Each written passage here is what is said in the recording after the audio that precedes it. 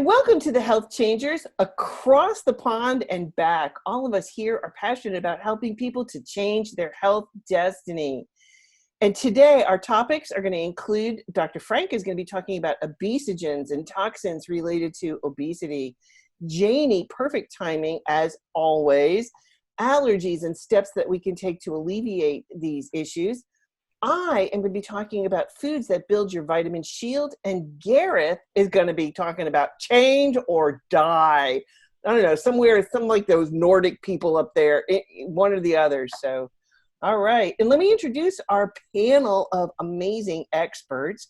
Dr. Frank Sabatino has been plant-based for, I don't know, I like back there with the dinosaurs. Many years, yes, okay. And he completed a book called Weightless, Compassionate Weight Loss for Life. He has an online course, Lean for Life, The Science of Effective Weight Loss, and you can find more at drfranksabatino.com. Jayney Goddard is the president of Complementary Medical Association.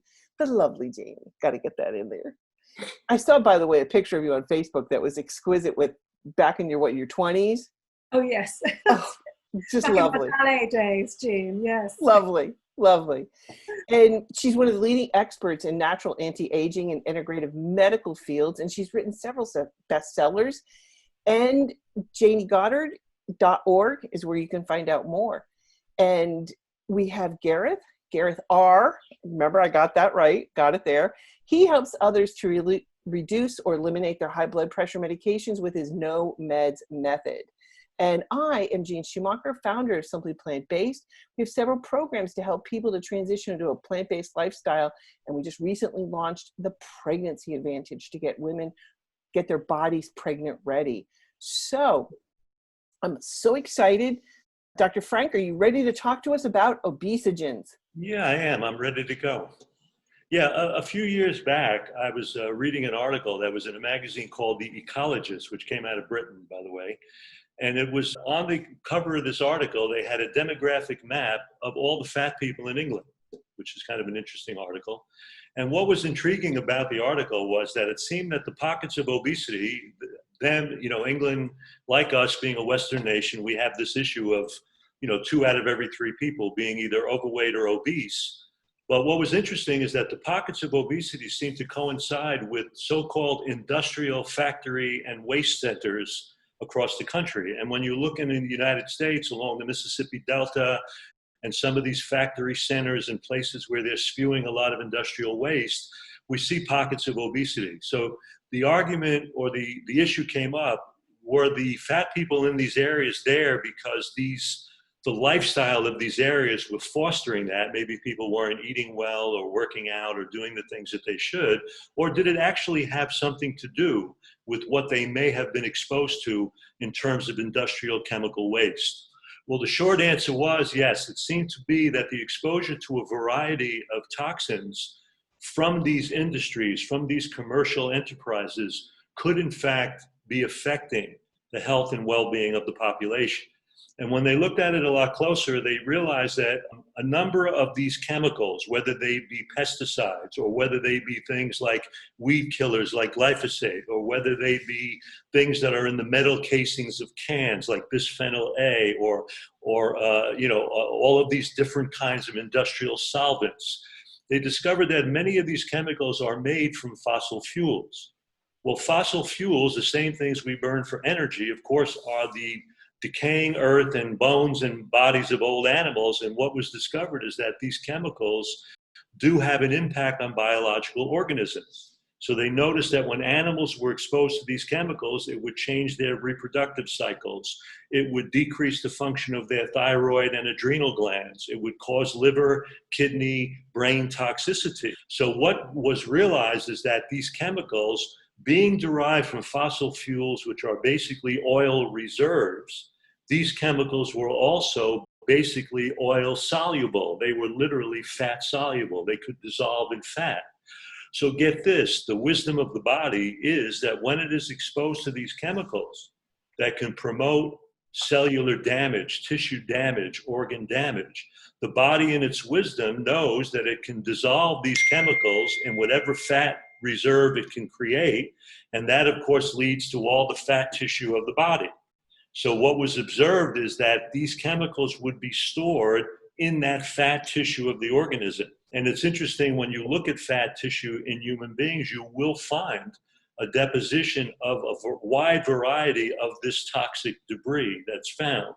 But get this, because the body can protect you by storing these fat-soluble chemicals in your own fat tissue, when you are exposed to them, the body protects you by overproducing fat cells as a way of protection. It actually takes what's called pre-adipocytes, baby fat cells, and literally grows and expands them as a way to hide and protect the vital organs of the body from circulating toxicity. So it led to this notion that, all of these chemicals, whether they be in the metal casings of cans like BPA, or whether it be estrogen mimics like BPA and so on, or things like we talked about, pesticides and weed killers, these chemicals by themselves can foster the epidemic of obesity. And it started putting some of that onus on this global pandemic of obesity into the hands of businesses, corporations that need to understand the power that some of this has in generating this. For example, we have data that suggests that babies that are breastfed from mothers that have PCBs and things like that in their breast milk have a much greater tendency to be overweight and develop type 2 diabetes in their teenage and early adult years, 20 years later. So the impact of this chemical exposure has a huge impact on what can occur across time, not even just in that moment, but in the growth rate and the growth action of the living organism. So these chemicals have become known as hormone disruptors, or, because they can promote obesity, obesogens. So when you see that word in the literature, obesogen, just meaning chemicals that will promote an outcropping of fat production, an increase in the production of fat cells, and feeding the pandemic of obesity and weight gain. And then it goes a step further. We know that when we look at the way blood sugar is regulated, people are aware of things like insulin resistance. So when you're eating high-fat foods that get into liver and muscle cells, sugar can't access those cells, so insulin doesn't work as well, and you create this resistant effect where blood sugar levels will go up and increasing the potential for fat and weight gain. We also know that when we eat, however, there are two other hormones that are released. One is related to going out and getting food, stimulating appetite, and another one is something called leptin, which gives feedback from fat cells to your brain that gives you the signals to stop eating. There are some new data to suggest that this environmental toxicity not only will promote insulin resistance, but it will promote leptin resistance, meaning that the brain itself no longer gets the feedback to stop eating. And this environmental toxicity may be promoting a certain stage of overeating because we're not getting the signal to the brain that tells us to stop eating. So it's intriguing that on several levels, this can really relate to affecting how we deposit fat, how we produce fat, and even how we regulate appetite in relationship to the foods that we are exposed to. So this chemical toxicity is intriguing. And I want to add one other thing because it ties into the epidemic that we're dealing with right now. We also know that these fat-soluble substances like glyphosate, which were created by Monsanto, and also the genetically modified crops that they fostered in their work, these weed killers like glyphosate, which are now on a lot of the GMO foods like corn and soy crops, canola, and also used as a desiccant for wheat and oats. What's intriguing is that in the airplane industry, the automotive industry, the biodiesel fuels that are now being produced are being produced from the waste of the agricultural crops that are the most heavily sprayed with glyphosate. So there's now this idea that in biodiesel fuels that are being burned by planes, trains, cars, that you're aerosolizing, so to speak, glyphosate in the environment that can now get into the body and specifically in lung tissue. And there's some new data that suggests that this glyphosate, which has a certain amino acid content, which is high in glycine, can destabilize the production by the lungs of the host defense proteins, the surfactant that lines lung tissue and prevents viral infection. It seems now this aerosolized glyphosate from the fuel industries can actually block the body's ability to produce those defense proteins that protect the lungs against viral infection. So we may be seeing, even in the context of things like corona, with this acute respiratory state, where the glyphosate exposure may in itself be providing a factor that promotes ongoing inflammatory change in the lungs and increased viral exposure to these tissues. And also understand that these organic chemicals in weed killers and pesticides also damage the flora of the large intestine that is producing the mucus lining that is the first line of protection for the innate immune system. So the impact of these chemicals on immunity, the impact on appetite, the impact on promoting fat deposition, fat gain, overproduction of fat cells, these are all major issues that are tied directly to the industries producing this chemical waste and also the exposure to these chemicals, not only, of course, in pesticides in business, but even think about it, in cosmetics, in all of the things that we routinely use, in mouthwashes, toothpaste, things that we put in our bodies, on our bodies. So all of that can have a huge impact on affecting the balance of the endocrine and hormonal system, the respiratory system, the innate immune system, and across the board, the body's health in general. So when we talk about this, there's another value then in thinking about eating organic foods and separating ourselves from GMO plants that are more heavily sprayed, being aware that if you're living in heavily trafficked areas, you may be breathing some of this stuff that could be affecting the body in certain ways. So, I mean, there's other things that we consciously have to be aware of now in how we look at the food supply that we provide for ourselves and that we adopt, and how that may be impacting us on all of those levels. I want to jump in because the pregnancy advantage is all about what you just said, especially for, lactating mothers. The whole point of our program is that we get the women to get their bodies pregnant ready. And so we get these toxins hopefully out of their bodies before they get pregnant, because once you start developing this child, the baby is in lockdown. Talk about lockdown. That, and where they're developing, they are really taking, over the space inside of you, and whatever toxins they were exposed to at conception, that's where they stay for 9 months. They cross the placenta and they end up in breast milk. So they make all of that journey. Exactly. And I remember Dr. Neil Barnard talking about how at least a third of the toxins that you have that are stored in your body, like you were talking about, go right to the baby, because you're transmitting those fat cells. The breast milk contains fat, and it's coming from you, and it's those fat cells that you're talking about that's going right to your baby. And then I see the end result of that in the classroom without question. And I saw this day in and day out when I was working with students. I don't teach the way I did 35 years ago because they can't handle it. They have a difficult time. I saw so many learning issues in the classrooms from, obviously ADD, ADHD, but autism. Oh my God. According to the CDC, you've got 1 out of 54 children are now autistic. When did that happen? Oh my gosh. Well, the other point I wanted to bring up is kind of like how what you were talking about. I envision the analogy of like an oyster and how it creates a pearl.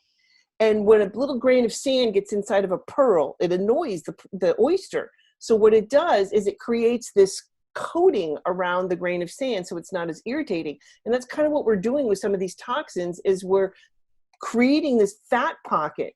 Now, when you go to lose weight, you're going to have to dump those toxins. And Dr. Frank, you know about detoxing as we lose fat. We've had people on water fasts that will taste anesthesia that they've had in surgeries 20 years before that fast in their mouth during the fast.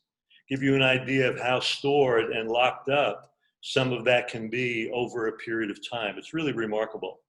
when you were talking, and I was getting this picture, this image of, slowly climbing up a hill, like with people getting fatter and sicker, and then with what you talked about, then it's just another thing that they've got to deal with, because now they're over the top and it's rolling away, and the ill health is just getting away from people. Do you think now shock treatment like water fasting is almost required by many people? I think when you do a process like fasting, or truthfully, even if you just get into eating a whole food plant-based diet that's non-sprayed and non-chemicalized, that already starts that process in a way, because the body doesn't need us to tell it how to detoxify. The liver doesn't need us to tell us how to do it.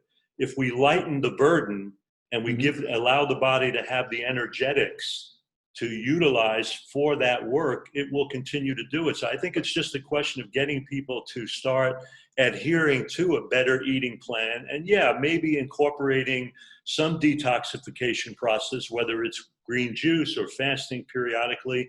But truthfully, just by getting on the good eating plan, just by being physically active, just by doing the things that we keep touting in lifestyle, will give the body the opportunity to not accumulate any more of that toxic debris to any great extent, and even work on what it's already stored. So I think, you can do it without getting crazy about it. I'm not trying to make people crazy, but I am making them aware that there are pieces to their story that they may be overlooking. And if you're someone that's had obesity, or you've had changes with appetite, or you have problems with overeating, some of that may tie into that toxic debris that you are constantly being exposed to, and it's worth understanding the impact that may have. I was just going to say, Jeanne, I think that this is where the pregnancy advantage that you're teaching comes in, and is so incredibly important, because a lot of people don't realize that obviously, we know that women, we store our fat deposits are around our tummies, our hips, our bottoms, and our thighs. Unlike men don't have that fat storage pattern. And it's actually thought, isn't it, that the reason for that, those fat deposits, because those are actually food for the developing baby's brain, should the woman become pregnant. The fat that's stored in that area is, of course, DHA, and as we know, that contributes massively to brain development, brain health, and so on. And so really, to just think about, what you were saying about this massive uptick in ADHD, autism, and other spectrum type disorders, it doesn't really take too much conjecture to assume that those fat deposits are storing things that are actually contributing massively to those spectrum disorders. So it's I think the whole thing, it's interesting the way, what you were saying, Frank, and the way, I can see whole patterns arising, and actually it feeds into exactly what I wanted to speak about today. So I'll come on to that in a bit, but it's interestingly connected. Well, then, Jayney, let's just jump into your topic, because it's so perfect timing, because we're starting here on this side of the pond, coming into fall and the leaves and allergies, and people are just starting to, sneeze, cough, all of that stuff. So I can't wait to hear about allergies and steps we can take to alleviate these, including some homeopathic remedies that are going to work quickly and exceptionally well. So take it away, Jayney. Absolutely, Jeanne. Thank you very, very much.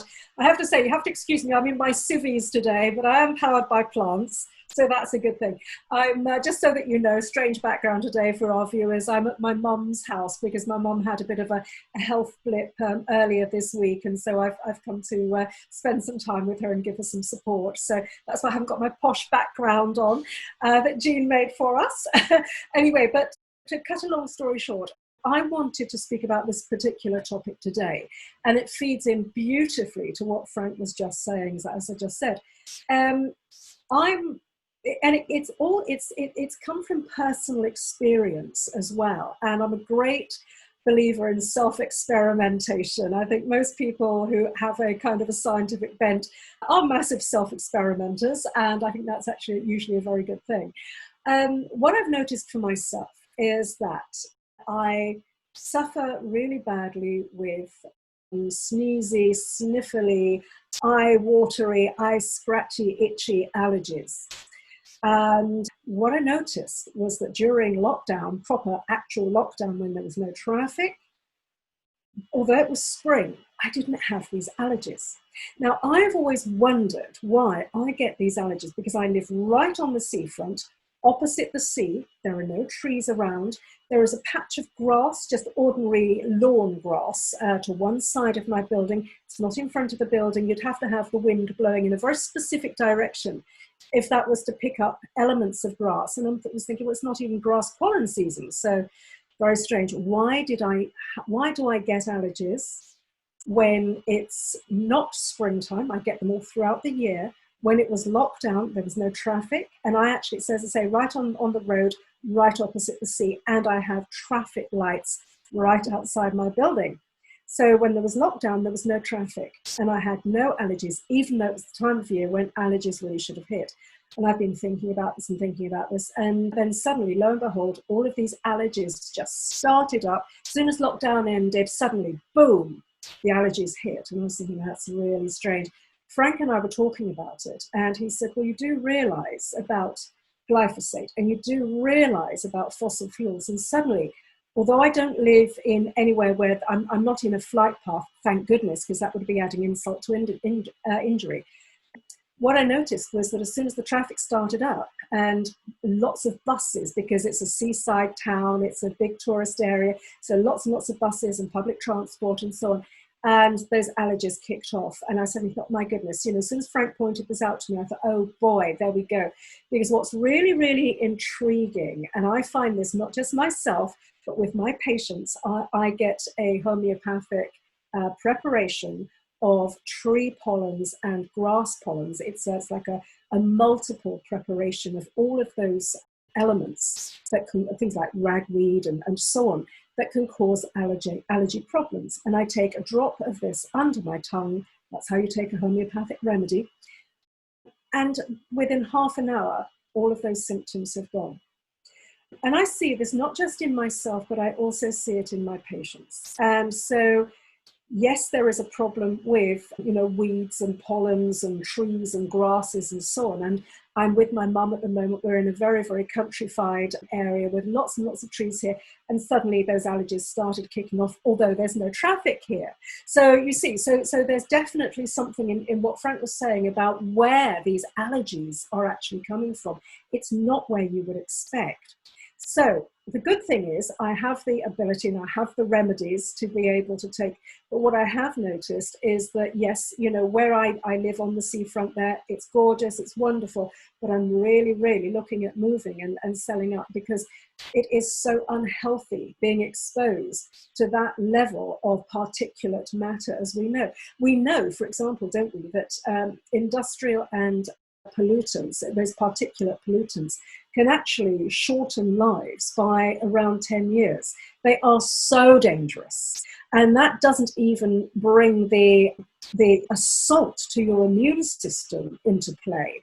That's just talking, those figures come from things like lung health and so on. So when you add the assault on the immune system, that constant upregulation of immune function and constant immune attack and over sort of regulation, and that's what causes allergy symptoms. You can really, you can see the writing is on the wall. We know that these problems exist. So for people who live in places where they don't have the option of moving, thank goodness there are options for you. So I would strongly suggest that you do order roots and, so what's it called? It's actually called pollens and grasses, tree pollens and grasses. That's the homeopathic remedy you can get. It's ubiquitous. You can get it anywhere in the world. The potency, you can get homeopathic remedies in different potencies. And I can explain more about that, Jeanne, if you feel that's necessary. But these potencies, you'll see them on the shelves in the shops, places like Whole Foods and so on. and they have different numbers, and then followed by the letter C, which stands for 100. So what we're talking about is you'll get pollens and grasses in a 6C potency, which means it's been diluted 1 to 100 times 6 in 6 tranches. And you can also get 30C, you can also get 200C. So all of those, and it's worth, if you're unsure, it's worth checking my website, contacting me, sending me an email. I'm more than happy to explain. I don't want to go into the minutiae of homeopathic remedy preparations, because now this broadcast is not the time and place to do that. But it's all on the website, all on the Complementary Medical Association website, if you want to delve into that. But I do want to just give you some examples of allergies that are aside from and different from the sort of common allergies that we're talking about. A colleague of mine wanted to start horse riding. She loves horses. And she really felt that this would be fantastically helpful for her, because during lockdown, it's been really quite a tough time. And she felt that just being with horses, they're such healing, beautiful animals, so nurturing, that she felt it'd be a good thing to do. But the problem was, and what was stopping her, is that whenever she got anywhere near horses, she would come up in horrific wheals all over her body, bright red, as if she'd been, slapped with a sort of like a cane. I mean, it was really dramatic, and it was itchy, it was weeping, it was horrendous. So what I did was I prescribed a homeopathic remedy that was made from horsehair and horse dander. I got her to take this prior to going for her lesson. And she came back and she said, you know what? She said, that's really strange. That's got to be a fluke. Because I didn't. She's a skeptical girl, right? Intelligently skeptical. And that's just must have been the wind blowing in a different direction. Something was, it can't be that one little tablet I took, surely. And I said, well, we'll see, try it again next time. And she did. And literally, she's been clear of this allergy, absolutely clear.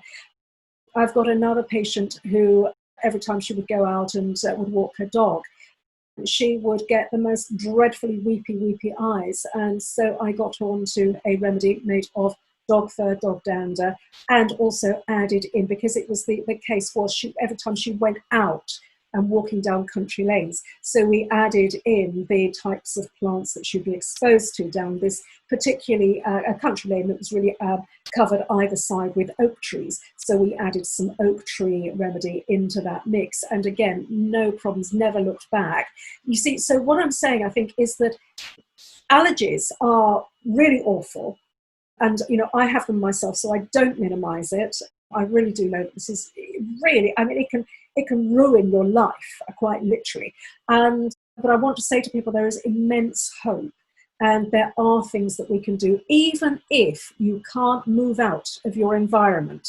There are things that you can do to not just get rid of the symptoms, but actually address the underlying issues to shore up your immune response, so that you're not going to start having these awful problems and having that overall compromise of your immune system. Wow, Jayney, that was amazing. I mean, seriously, to know that there's health, that there's help and relief out there is incredible. I mean, to be able to do those things, like that woman going horseback riding, oh my gosh, that is huge, huge. To be able to do that and to be able to go around the horses and not have an allergic reaction. Jeanne, it has transformed her life, actually. Not just her physical health and well-being, but her mental health and well-being. These things, they sound minuscule, but they do change lives. And I think this is fantastic. And the point is, and the thing I always come back to saying, is that we have far more control than we can even begin to realize about our health and well-being right now, but also for the future, just by making judicious health choices. There are a couple of lifestyle factors that play into allergies significantly. And I think in most people's lives, you'll notice that there are times when things you may be allergic to and other times you're not. So there's a pattern of change that occurs anyway with this. But water-only fasting is probably one of the most profound tools I've ever seen for changing devastating allergies, where people have been suffering for years. And when they get rebooted and detoxed through a fasting state, they can roll around in fields of the very things that they were originally allergic to. And we know that it is related to chronic stress. It's related to deficiency and diminishment of the adrenal function. Hypoadrenic function plays into the foundation of allergies. So when the body is overstressed, overworked, sleep deficient, and the adrenal system becomes compromised, you'll see more allergic sensitivity through the immune system.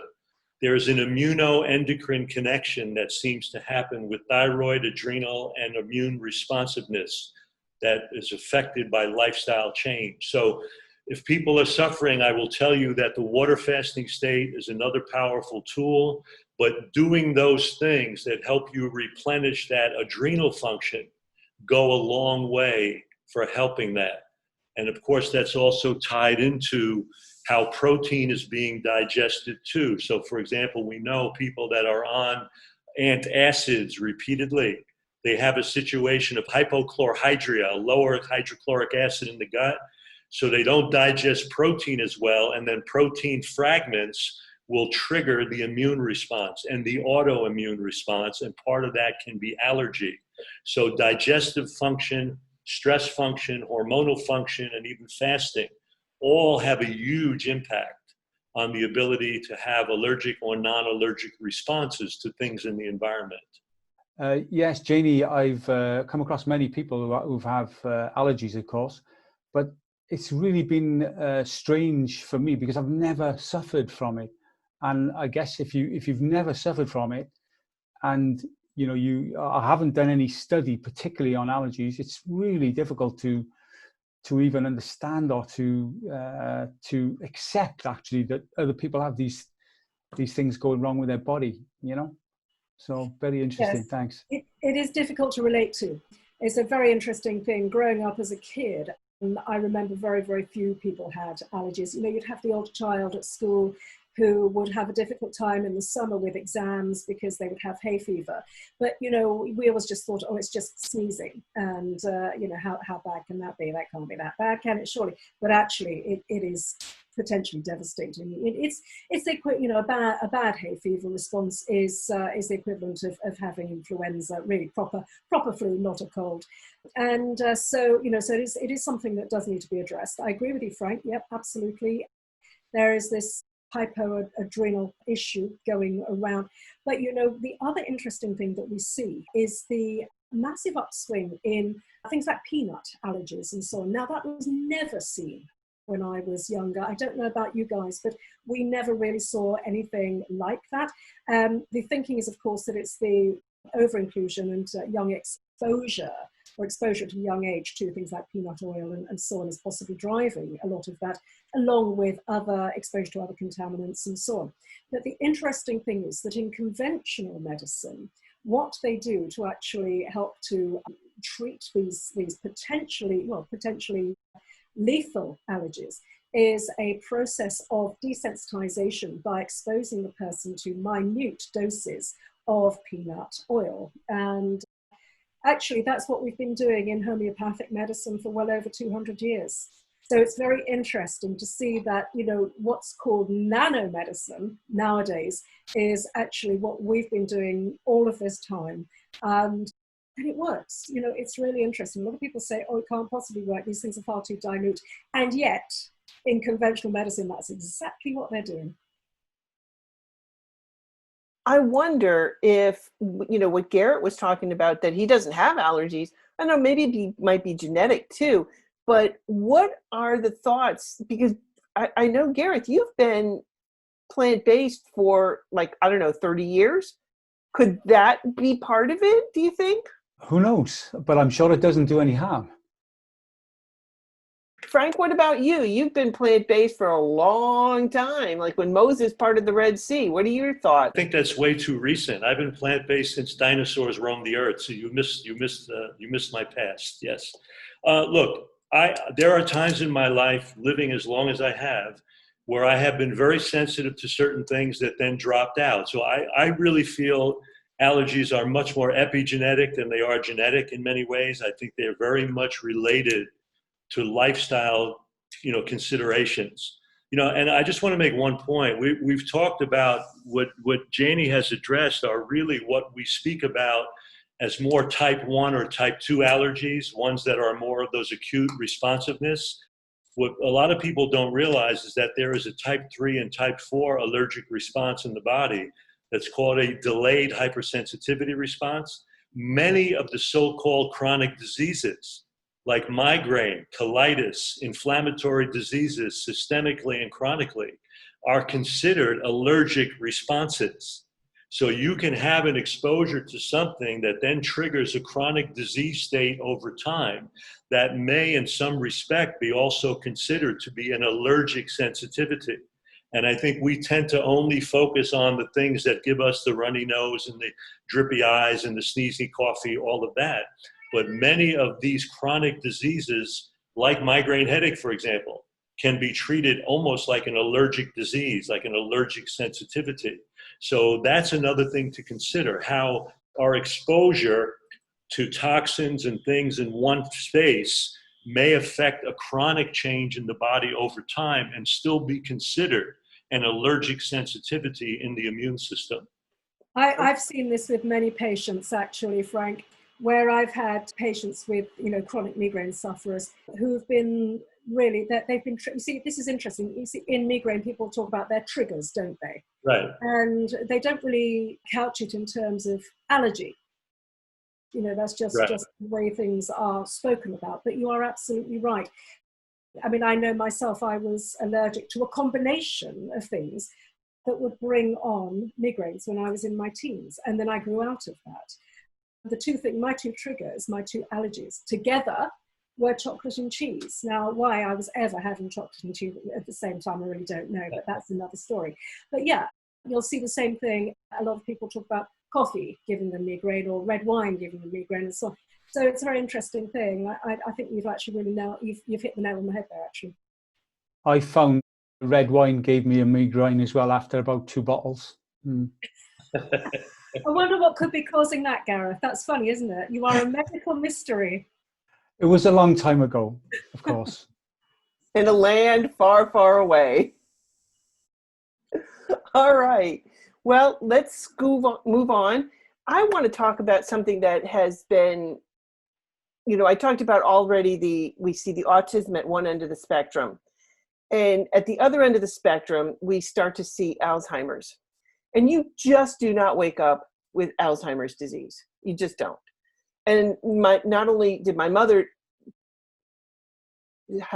suffer from this, but my mother-in-law too. And I just want to point out, when my mother went in at 72, my mother-in-law, at 72, she went into a nursing home.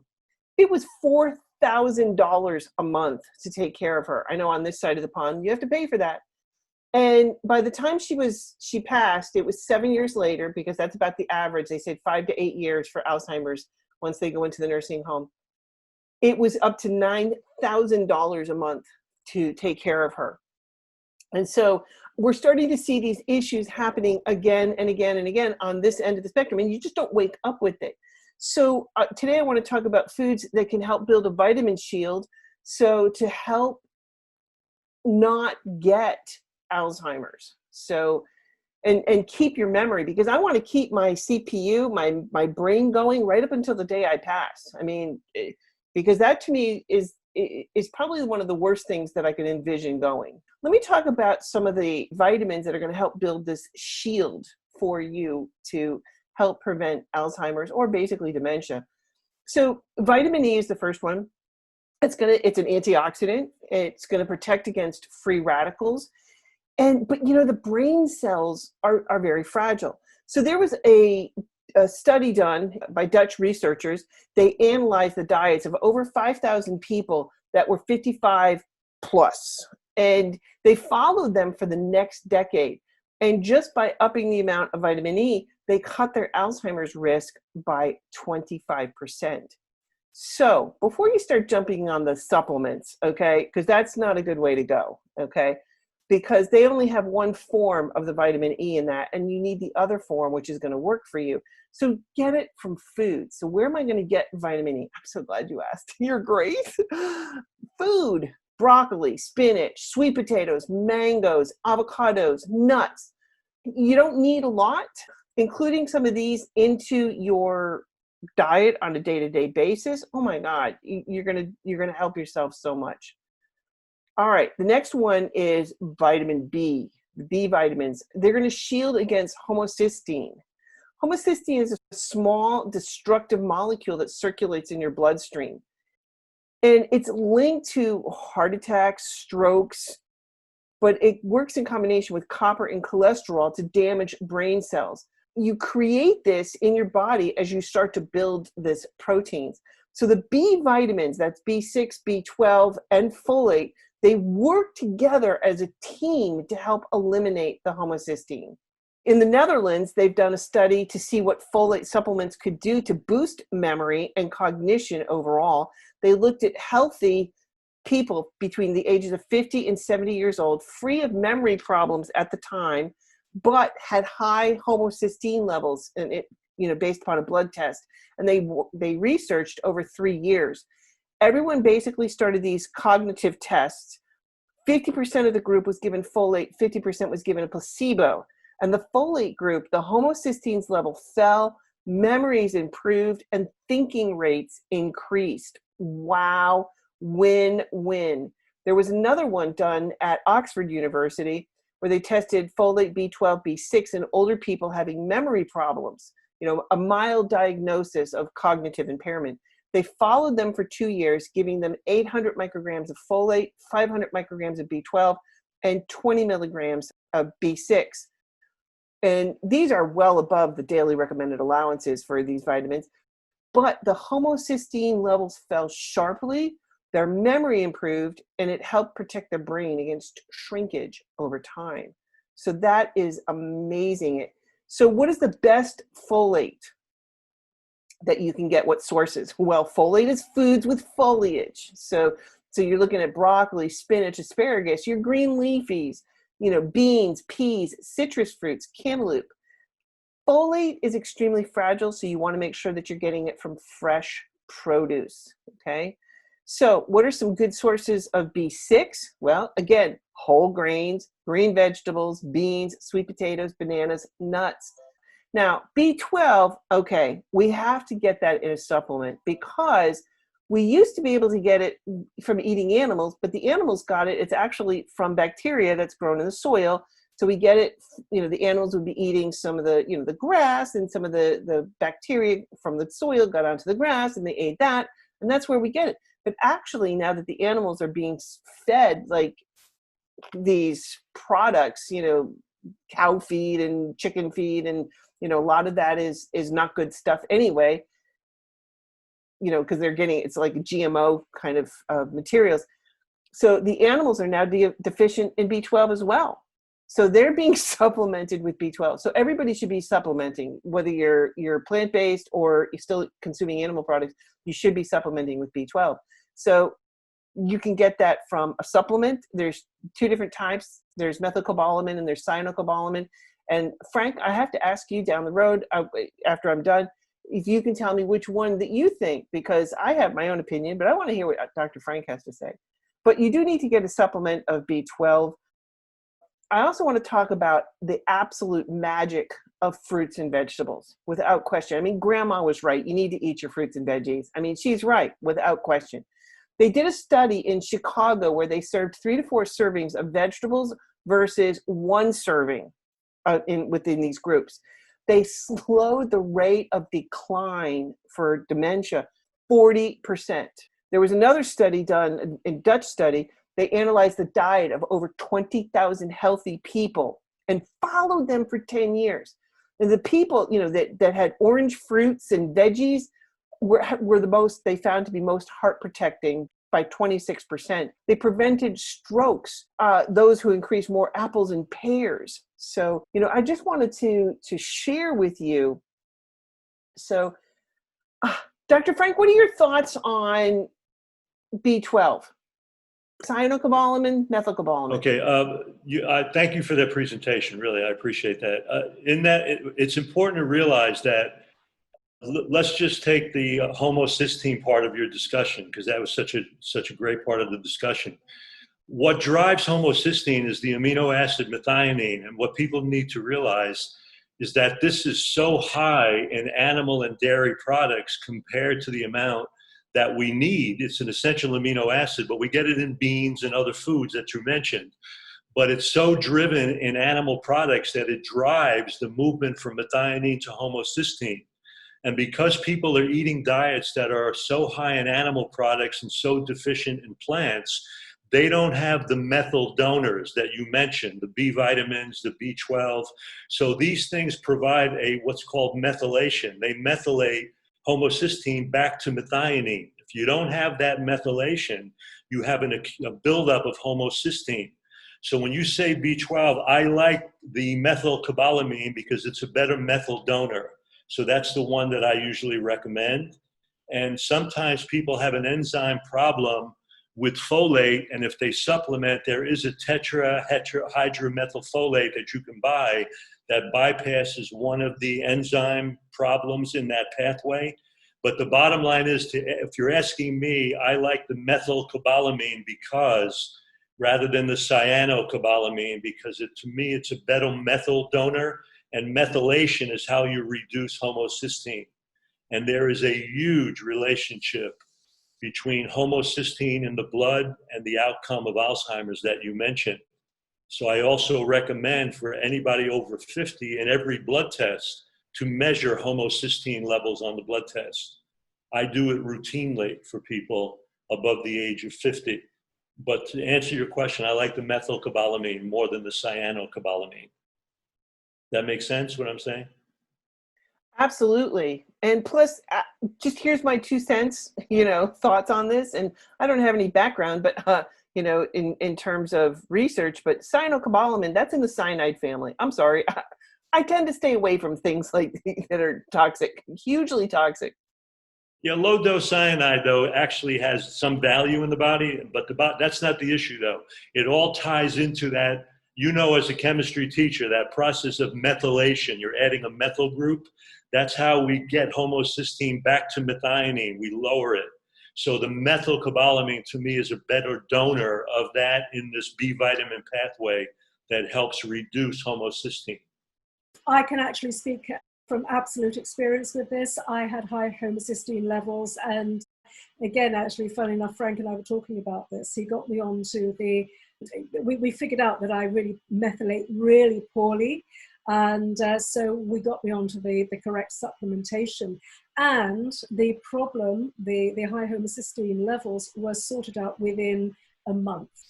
So that's how fast, if anybody is concerned about it, and if they're getting blood tests, and Frank is right, they should get a blood test and get this looked at, because it's such an important piece of the puzzle. So interestingly enough, my homocysteine went right back to normal levels. It's all looking grand, but I feel so much mentally sharper and just so much better in myself. It's made a very noticeable, very discernible difference. So I do actually want to say, speaking from personal experience, do take that one on board. It really is hugely important. The other thing, though, I just wanted to suggest, and obviously based on what you were speaking about with the different forms of vitamins that are available, I write for a magazine called Natural Health Magazine, and one of the articles I wrote for them was this double-page spread on how to choose your vitamins or your vitamins, and how to find natural ones. And obviously, I'm always talking about, if you can get it from plants, get it from, get powered by plants. But if you want to, if you feel that there is a need, or if you have any blood tests that demonstrate a need for supplementation, then there are certain types that are going to be better for you than others. So I wrote this article for Natural Health Magazine, and it was interesting because it was their most popular magazine that provoked the biggest response ever, because people are absolutely confused. And I know myself, when I go into a health food store and I'm just picking things up off the shelves and thinking, oh my goodness, that's synthetic vitamin E there. I know that's going to do me more harm than good. That's missing the rest of the 8 molecules of vitamin D. That's actually going to compromise my heart health as opposed to doing anything good for me. Same thing with synthetic vitamin A. So I've actually created a list, and it's on my website, that people can actually go to that actually lays out the names of these synthetic vitamins, tells you what to avoid and tells you what to look for. So you can distinguish easily between natural vitamins versus synthetic. And those synthetic ones can be so harmful. It's really serious, actually. So I really strongly suggest people check that out. Jayney, your website is absolutely incredible. If anybody has not been to jayneygoddard.org, oh my gosh, so many amazing things. Gareth and I still talk about your yogic sleep. That is amazing. And all the other things that you have and recipes. So if you've not seen jayneygoddard.org, please take this. I will be going there to look up the vitamins next. Okay. Jeanne, I would also just point people in the direction of my day job, which is I'm president of the Complementary Medical Association. Now, the CMA website, and I know you're going to put, it's a complex URL, so I think you're going to put the details for that underneath. But if people want to really take a deep dive into any aspect of complementary medicine or integrative health, from a really referenced point of view, they could do no better than actually going to the CMA website, because on that website, I've got over 7,500 fully referenced articles on every aspect of natural health that there is. So again, that's a massive repository for people as well, if they want to take a deep dive. Always amazing, Jayney. Thank you. The lovely Jayney. Love it. Awesome. Okay, Gareth. Change or die. Wow. I get these visions of these Nordic, people coming to take over. Yeah, you're going to either come with us or you're dead. Anyway, take it away, Gareth. Well, first of all, I got a bone to pick with you, really, Jeanne. And that's, I'm sorry about this. And for our listeners to hear this. But, the lovely Jayney, every time we meet, the lovely Jayney. How about me and Frank? Are we not lovely? Do you want me to say the lovely for Gareth? You were thinking the same thing, weren't you, Frank? I think the lovely Frank and the lovely Gareth works too, I'll have to remember that. Thank you, Gareth, for that bone picking. Yeah, anyway, talking about experiences, I want to talk about a couple I've had in the last couple of months. And a Nordic experience, absolutely. I sort of came out of retirement 2 months ago. My mate started this company up, which is an industrial cleaning company.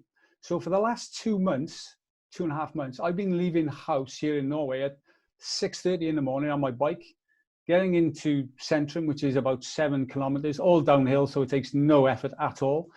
I'm working as an industrial cleaner in an apartment block, and then biking home, which takes a lot of effort coming home, as you can probably imagine. And I've never been in this environment before in my life.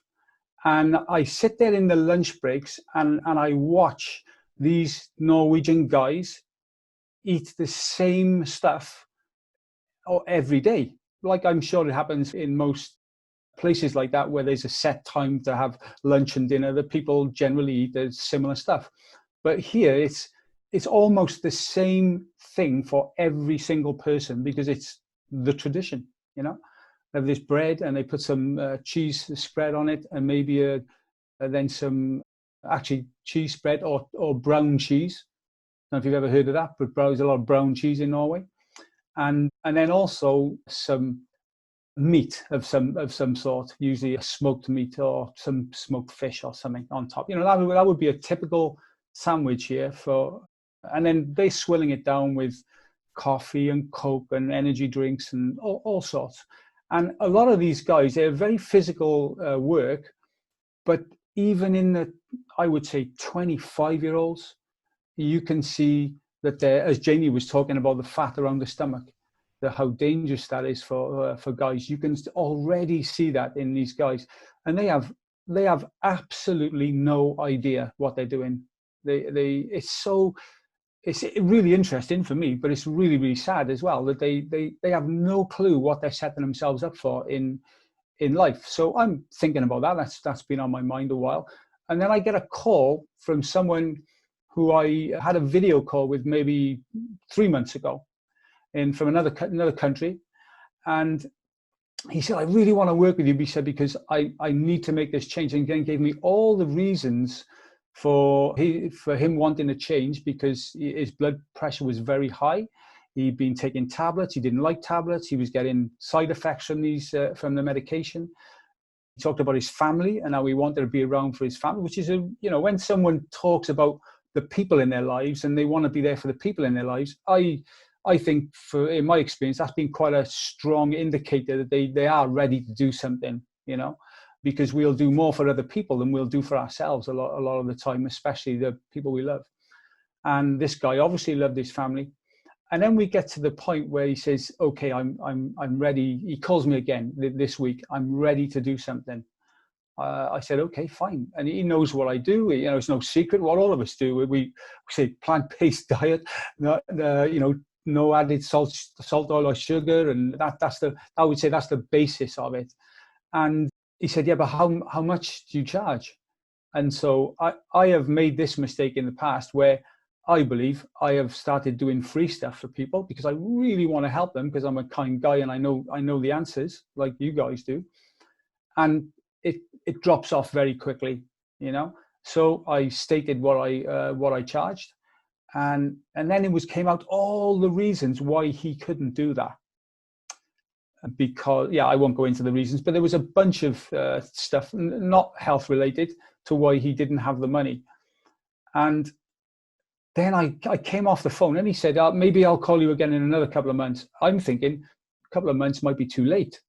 You just never know when you have many years of this type of taking blood pressure pills, of having high blood pressure, and the other stuff which goes along with that. And so I then, just as by chance, came across a study which is quite well known, Change or Die. That's what I said. That's the one I'm going to talk about it. And I was quite interested to read that even when people have heart disease and they've had an operation, a serious heart operation, maybe they've had even open heart surgery, and they're close to dying. They've got to change or they're going to die, and they're told that if you don't change, there's every chance you will die pretty soon, next 6 months, a year, whatever. And 9 out of 10 people cannot make that change and do not make that change. So I just wanted to bring that up for people who are trying to make a change by themselves and put the case out there for coaches like us, because it is a huge influence and a huge positive influence to have someone who's been where you want to go and understands some of the things that you'll be going through when you're making that change from sickness to health. And so seeing this study done out of Johns Hopkins University many years ago, and other people have picked it up subsequently, I found out. But change or die. But don't feel bad if you, quote, fail, if you're trying to lose weight or you're trying to come off blood pressure tablets, medication, because it is extremely difficult to do, and most people cannot do it by themselves. And I just wanted to put that out there and let people know that it's okay to reach out.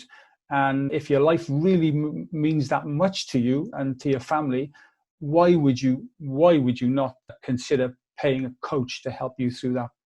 And I'd like to hear what 3 coaches think of that too. My husband had the same thing where he works. He is 60 years old, 63. And he rarely misses, he's plant-based as well. He rarely he hasn't had a sick day in over 3 years. And he's working with guys he's the oldest by far in his company. And he's working with people that are much, much younger.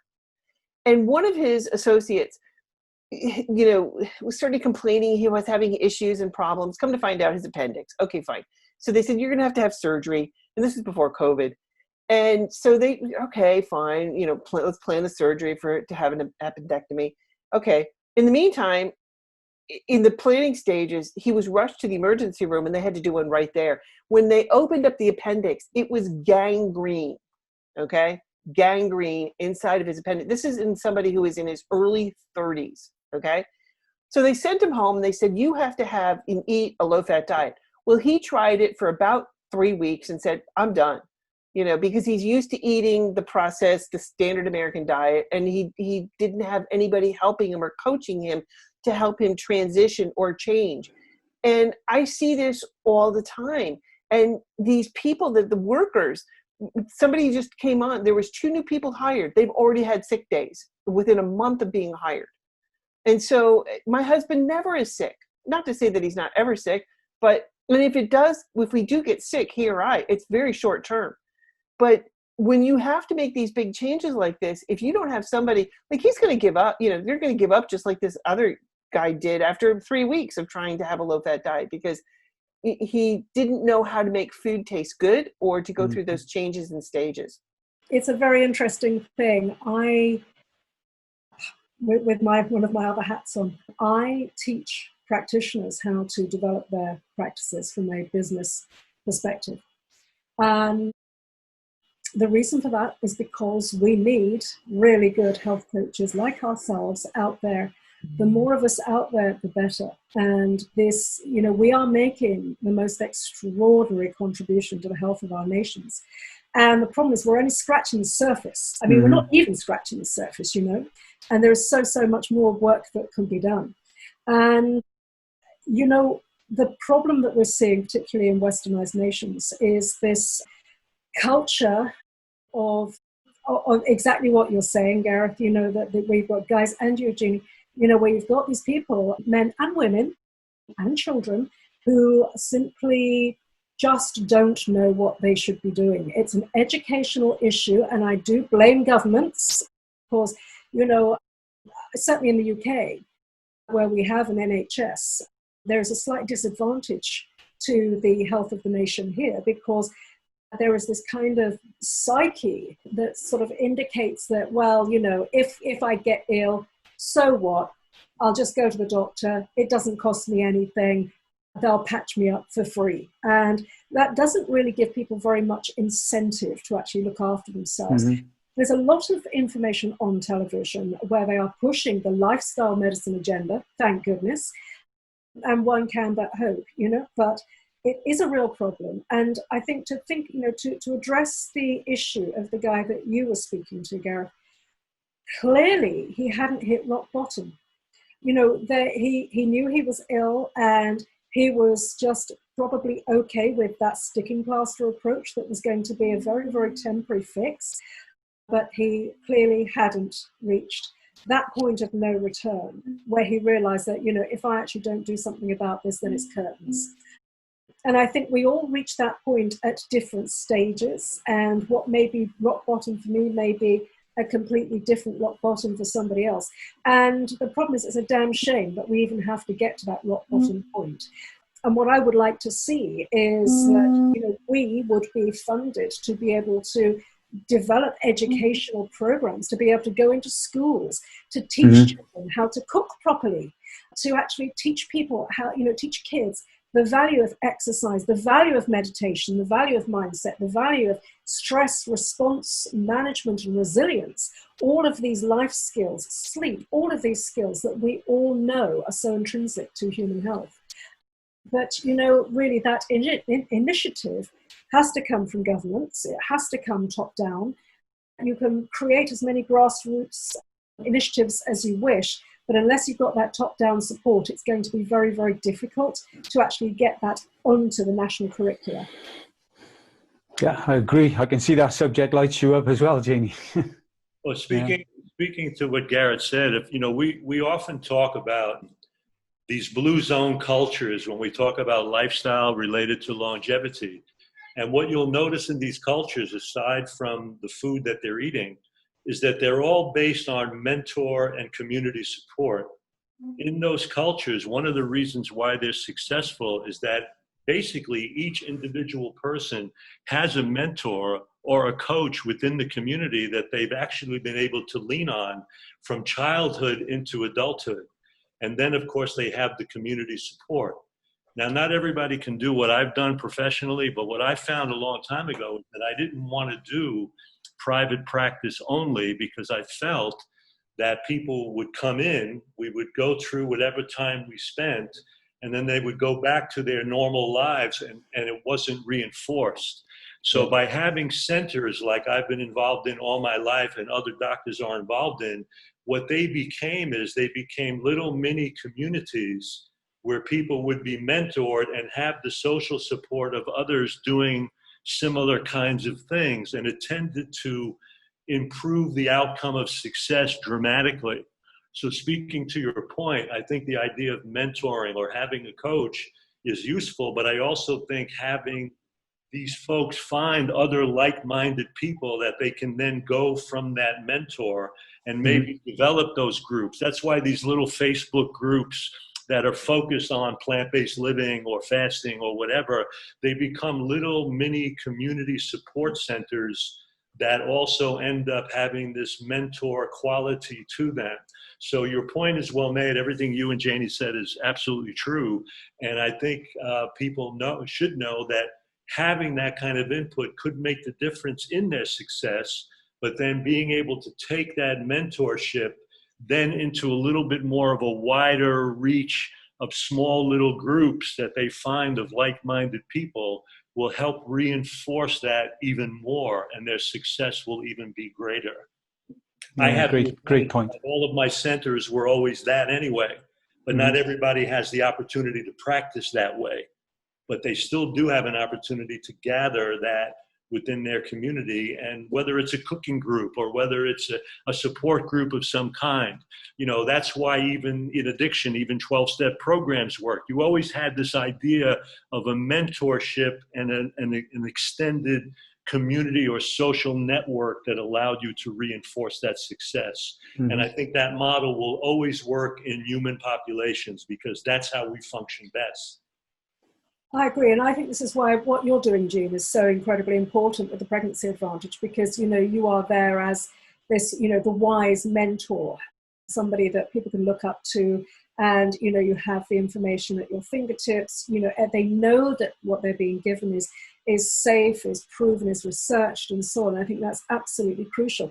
And I think so I think what you're doing is obviously very, very important, but I also feel that, you know, you are then giving them a springboard to be able to take what they learn in pregnancy advantage onto other aspects and on further into their lives as they grow, as their little ones grow up, and so on. And that's what I call it, the ripple effect.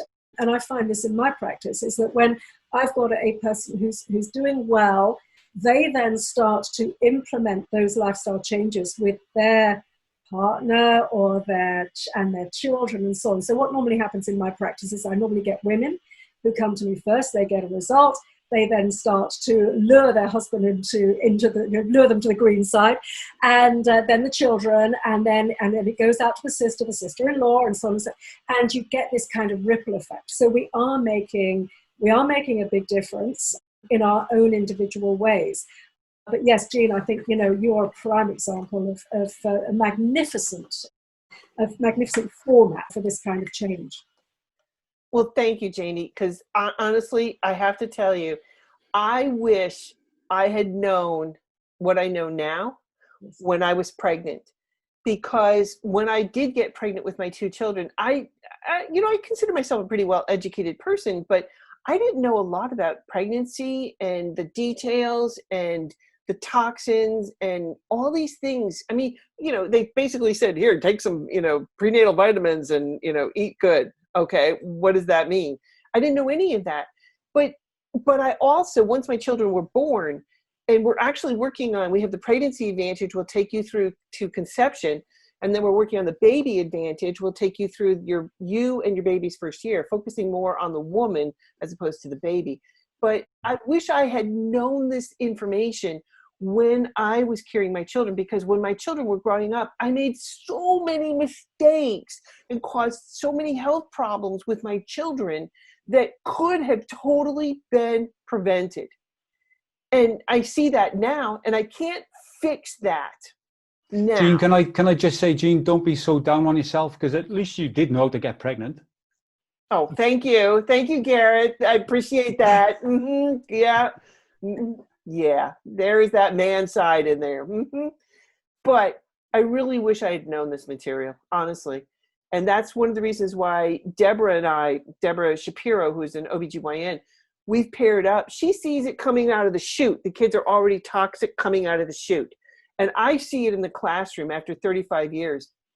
So we are trying to make up for our past sins, and help other women so that they can have healthy children, because we just can't sustain what we're doing. And in the classroom, I mean, oh my God, talk about an autistic child. I mean, it takes at least, they have to have a small classroom size. They cannot be in a regular classroom.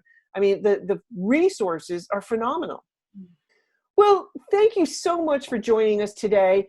If you have any questions you'd like us to dive into, you can message us through Facebook, social media, or our website, healthchangers.net, because your health is so worth working for. Make every bite, make every action count. And if you need help, all of us here can help you on your journey.